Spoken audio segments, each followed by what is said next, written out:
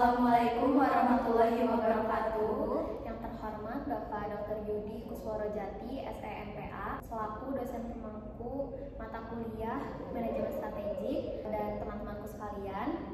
Di kesempatan kali ini kami dari kelompok 7 akan mempresentasikan materi yang bertema tanggung jawab sosial dan etika dalam manajemen strategis. Sebelum itu, izin memperkenalkan diri. Nama saya Adinda Darbudiani dengan NNP 2340103334. Saya Dela Safitri dengan NNP 2340101314. Saya Reva Listiawia dengan NNP 234001344. Baik, langsung masuk saja ke materinya. Yang pertama, CSR sebagai bagian dari strategi perusahaan. CSR sekarang sudah menjadi bagian strategi perusahaan, bukan hanya kegiatan sosial saja. Lewat CSR, perusahaan bisa menyesuaikan tujuan bisnisnya dengan kebutuhan masyarakat ataupun lingkungan. Yang kedua, adanya keterkaitan antara CSR dan kinerja perusahaan. Perusahaan yang bersifat sosial biasanya memiliki reputasi yang baik dan dipercaya banyak pihak. Dampaknya kinerja keuangannya bisa meningkat karena pelanggan dan investor menjadi lebih loyal. Yang ketiga, CSR sebagai alat mitigasi risiko. Dengan menjalankan CSR, perusahaan bisa mencegah konflik dengan masyarakat atau masalah hukum di masa depan. Jadi CSR membantu perusahaan mengurangi risiko yang bisa merugikan bisnisnya. Yang keempat, integrasi CSR dalam strategi korporat. Artinya CSR bukan hanya tambahan kegiatan tapi dimasukkan langsung dalam rencana dan keputusan bisnis perusahaan. Misalnya perusahaan memproduksi barang ramah lingkungan sebagai bagian dari strategi bisnisnya. Pandangan Milton Friedman. Yang pertama, Milton Friedman menegaskan tujuan utama bisnis adalah mencari laba. Friedman menegaskan tugas utama perusahaan cuma satu, yaitu menghasilkan keuntungan bagi pemegang saham. Yang kedua, CSR dianggap menghambat efisiensi dan merugikan pemegang saham. Karena dana yang seharusnya dipakai untuk produksi atau pengembangan bisnis malah dipakai untuk kegiatan sosial. Yang ketiga, manajer bertanggung jawab pada pemegang saham, bukan kegiatan sosial. Jadi manajer harus fokus bikin perusahaan untung, bukan mengurus hal-hal di luar tujuan ekonomi. Lalu di sini ada 4 tanggung jawab menurut Archie Carroll. Jadi Archie Carroll membentuk piramida CSR. Yang pertama, ekonomi menghasilkan keuntungan. Contohnya perusahaan memproduksi barang berkualitas agar laku di pasaran dan mendapat laba. Misalnya PT Indofood yang menghasilkan mie instan untuk memenuhi kebutuhan konsumen dan mendapatkan keuntungan. Yang kedua, hukum menaati peraturan. Contohnya perusahaan membayar pajak tepat waktu dan mematuhi standar keselamatan kerja sesuai peraturan pemerintah. Lalu yang ketiga, etika, mengikuti nilai moral masyarakat. Contohnya perusahaan tidak melakukan eksploitasi tenaga kerja anak dan menjaga transparansi laporan keuangan. Lalu filantropis, kegiatan sukarela seperti donasi perusahaan. Contohnya perusahaan mengadakan bantuan program pendidikan untuk anak-anak yang kurang mampu ataupun menyalurkan donasi saat terjadinya bencana alam. Urutan dan manfaat pelaksanaan CSR. Yang pertama itu seperti yang tadi disebutkan, yaitu piramida tanggung jawab sosial menurut Archie Carroll, yaitu ekonomi, etika, dan filantropis. Lalu yang kedua, perusahaan yang memenuhi seluruh tanggung jawab lebih dipercaya publik. Kalau perusahaan konsisten, masyarakat, karyawan, dan pelanggan jadi lebih percaya dan mendukung. Lalu yang terakhir, CSR adalah investasi jangka panjang, bukan beban. Dulu CSR dianggap buang-buang biaya, tapi sekarang terbukti bahwa CSR bisa meningkatkan loyalitas pelanggan dan keuntungan jangka panjang. Lalu yang selanjutnya akan dijelaskan oleh rekan saya. Baik, selanjutnya ada perbandingan Friedman versus Carroll. Jadi menurut Friedman, tujuan utama bisnis adalah untuk mencari laba. tidak penting karena bisa mengurangi efisiensi dan keuntungan para pemegang saham. Sedangkan menurut Carroll, perusahaan punya 4 tanggung jawab, yaitu ekonomi, sosial, etika, dan hukum. Menurut R.C. Carroll, CSR dianggap penting karena untuk menjaga keseimbangan antara laba dan tanggung jawab sosial.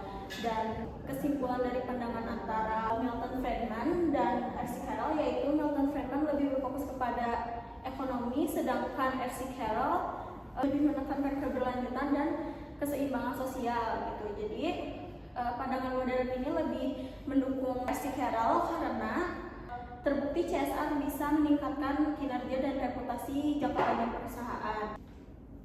Dan selanjutnya di sini ada dampak positif CSR terhadap kinerja perusahaan. Di sini ada beberapa poin. Yang poin pertama itu CSR dapat meningkatkan citra dan reputasi perusahaan, yang artinya perusahaan dipandang baik oleh masyarakat. Poin kedua, menarik karyawan berkualitas dan menjaga loyalitas mereka, yang artinya karyawan menjadi loyal dan bangga terhadap pekerjaan di bidangnya. Yang ketiga ada memperkuat hubungan dengan pelanggan, pemasok, dan investor, yang artinya hubungan antara pelanggan, pemasok, dan investor jadi lebih baik. Yang keempat ada menimbulkan keunggulan kompetitif dan penghematan biaya melalui efisiensi energi dan manajemen lingkungan. Perusahaan bisa lebih hemat dan unggul lewat pengolahan lingkungan. Dan yang terakhir ada studi menunjukkan hubungan positif antara CSR dan kinerja keuangan, meskipun tidak selalu besar tetapi konsisten, yang artinya CSR berdampak positif kepada keuangan jangka panjang. Selanjutnya di sini ada keberlanjutan dalam bisnis modern. Keberlanjutan dalam bisnis modern yaitu menjalankan bisnis tidak hanya untuk mencari keuntungan, tetapi juga untuk menjaga lingkungan dan peduli terhadap masyarakat.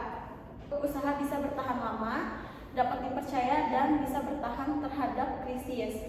Dan di sini ada 3 aspek utama, triple bottom line, ada ekonomi, sosial, dan lingkungan.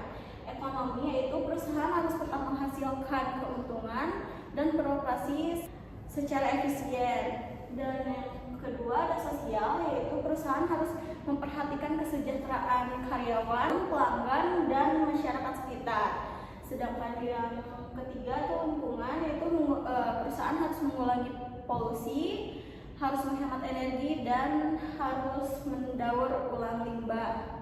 Dan di sini ada contohnya, yaitu seperti Marks and Spencer dengan program Plan A. Perusahaan tersebut berusaha menjadi perusahaan yang ramah lingkungan dengan cara mengurangi polusi, menghemat energi, dan mendaur ulang limbah, serta perusahaan tersebut menjadi perusahaan yang netral karbon. Ini ada pemangku kepentingan stakeholder dalam CSR. Jadi pemangku kepentingan stakeholder CSR itu yaitu pihak-pihak yang terlibat dan terdampak dalam suatu kegiatan perusahaan dan punya kepentingan terhadap keputusan serta tanggung jawab sosial perusahaan. Dan di sini ada pemangku kepentingan utama dan pemangku kepentingan sekunder.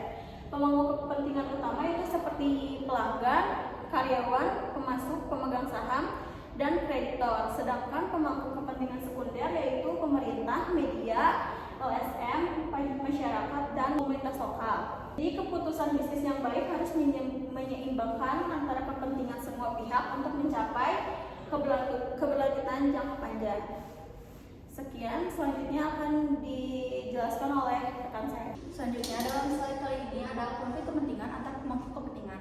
Konflik kepentingan terjadi karena adanya perbedaan tujuan antar pemangku kepentingan seperti karyawan, pemegang saham, masyarakat, dan lingkungan. Bagian buku itu menjelaskan bahwa dalam dunia bisnis itu setiap keputusan besar itu pasti memiliki hubungannya terhadap banyak pihak seperti pihak karyawan, pemegang saham, masyarakat, dan juga lingkungan.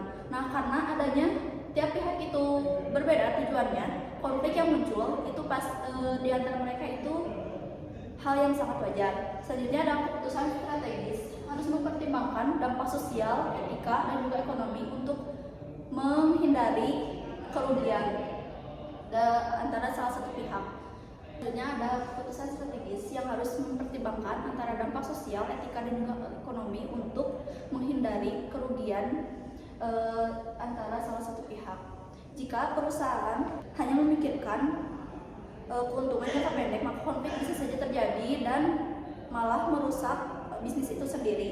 Sedangkan kalau perusahaan bisa mempertimbangkan antara etika, tanggung jawab sosial, dan juga profit, hasilnya akan lebih berkelanjutan dan juga kepercayaan dalam jangka yang panjang oleh publik.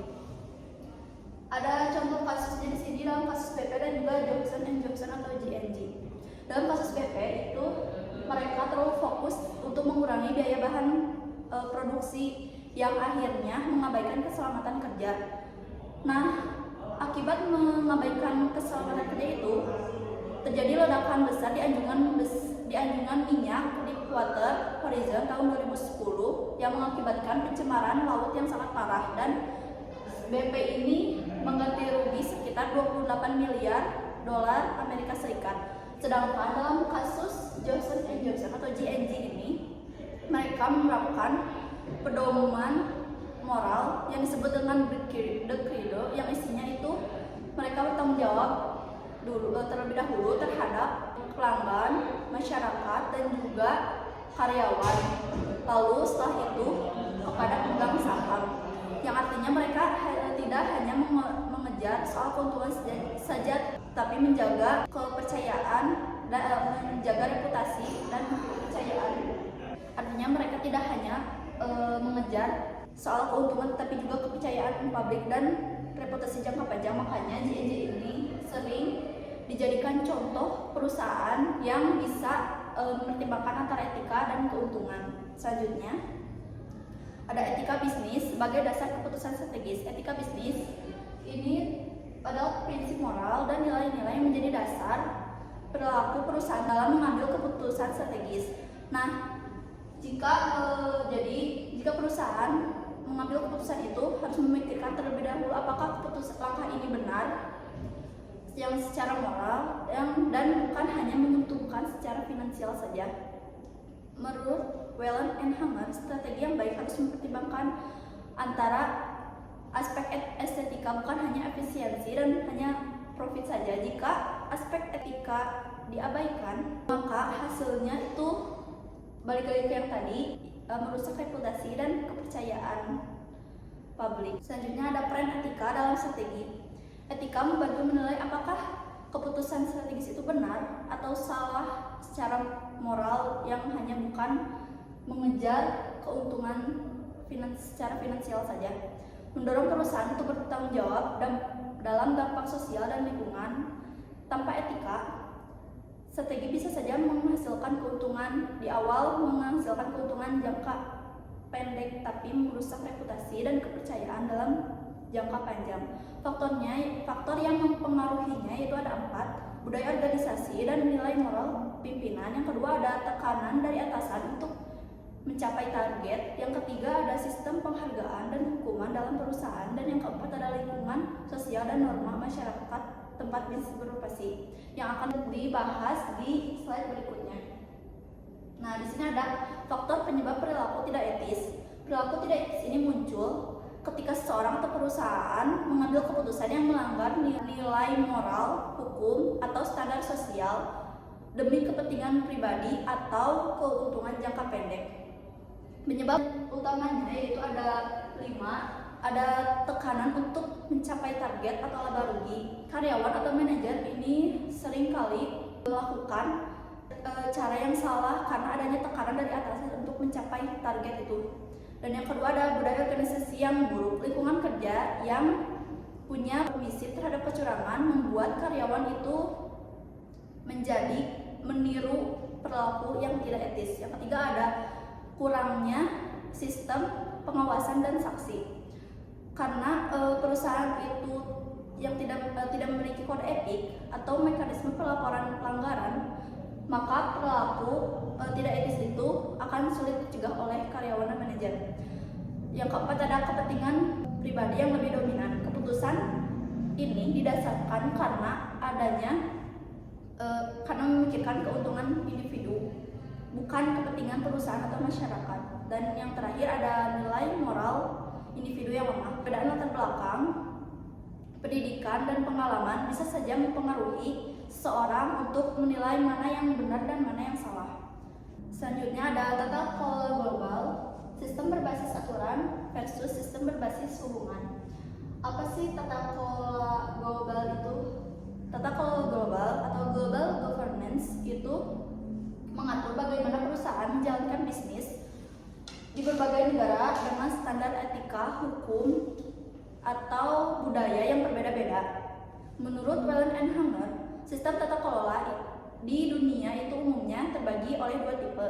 Yang pertama ada sistem berbasis aturan atau rule based system, dan yang kedua ada relationship based system atau sistem berbasis hubungan. Nah, apa sih sistem berbasis aturan atau rule based system itu? Sistem berbasis aturan ini sering kali dipakai oleh negara yang maju seperti Amerika Serikat, Kanada, dan juga Inggris. Nah, sistem ini mengandalkan hukum tertulis, regulasi yang jelas, dan juga transparansi yang tinggi. Mitra bisnis dan investor itu seringkali memakai sistem ini karena kandungan hukum yang kuat. Ciri-cirinya yaitu perusahaan wajib mematuhi etika dan tata kelola yang ketat seperti audit, laporan publik, dan juga kode etik. Nah, yang kedua ada sistem berbasis hubungan atau relationship based system. Banyak diterapkan oleh negara yang berkembang dan di Asia Timur. Bisnis yang menerapkan sistem ini dijalankan melalui jaringan pribadi, koneksi, dan kepercayaan individu. Putusan yang memakai sistem ini lebih dipengaruhi oleh hubungan sosial daripada hukum yang tertulis atau aturan yang tertulis. Risikonya bisa membuka peluang bagi korupsi, kolusi, dan nepotisme jika tidak diawasi dengan baik dan benar. Sekian dari kelompok kami. Apabila ada kesalahan kata maupun penyampaian, wassalamualaikum warahmatullahi wabarakatuh.